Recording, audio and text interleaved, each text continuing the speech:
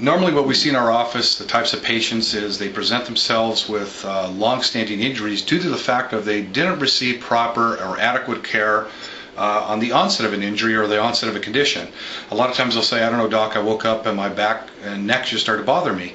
Upon further questioning, we determined that there was a prior injury which initiated the symptomatology, was never handled correctly, or they received some form of treatment. It was inadequate or incomplete, and therefore brought them to this point today where they've come into our office with a chronic condition or very severe pain.